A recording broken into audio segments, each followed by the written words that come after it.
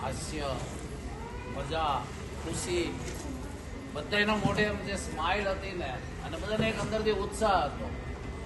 તો બીકોઝ તું લકી કહેવા આટલી બધી ભાઈઓ બહેનો આ બધાની વચ્ચે અને એટલા ઉત્સાહથી તારી હારે એકદમ સહભાગી થયા તારા લગ્નમાં, તો એ બદલ બધાનો ખૂબ ખૂબ ધન્યવાદ.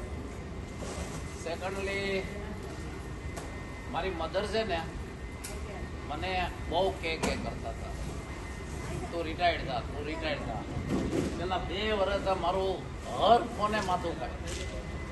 એમ તો મેં કીધું, માં તમે કહેશો તો હવે હું રિટાયર્ડ થાઉં છું. એટલા રાજી થયા અંદરથી, એના મોઢામાં ખુશી નથી અમારી.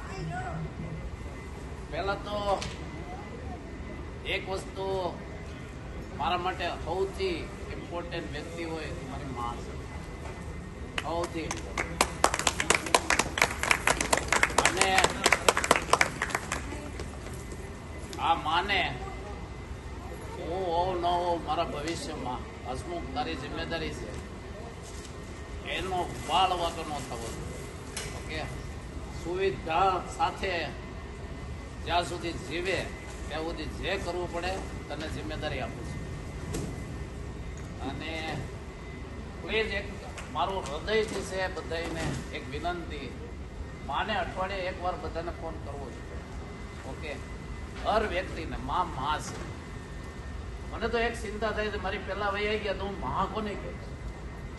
ઓકે, કારણ કે માં કહેવા માટે માં તો જોવે ને. ઓકે, માં જે હોય ગુણ નો ગુણ એ આપણે કઈ જોવાના ન આવે, આપણે એક જોવાનું આવે મારી માં છે. તો પ્લીઝ બધાય ગ્રાન્ડ ચિલ્ડ્રનો, ચિલ્ડ્રનો, ભાઈઓ, દીકરીઓ, બહેનો, એક અઠવાડિયામાં વોટ્સઅપમાં ક્યાં પૈસા લાગે છે? તો એક અઠવાડિયામાં હાય હેલો કરો, માં કેમ છો, 2 મિનિટ, નથિંગ મોર.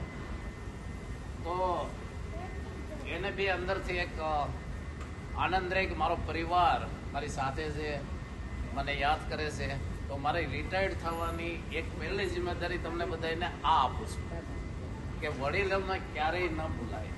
વડીલો છે, એના અંદરથી છે ને એ પ્રાર્થના આપણી જ કરતા હોય, સમજ્યા? આપણી સુખ શાંતિની પ્રાર્થના કરતા હોય.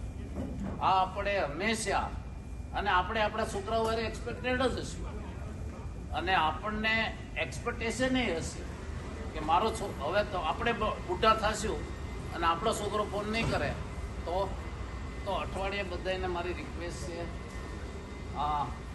એક ફોન કરો. કોઈ અત્યારે મધર તહેવાર હોય તો આપણે કેમ મધર ડે છે, અરે આખી કન્ટ્રી ડે મનાવે છે, તમે વીકલી એક ફોન નહીં કરી શકો.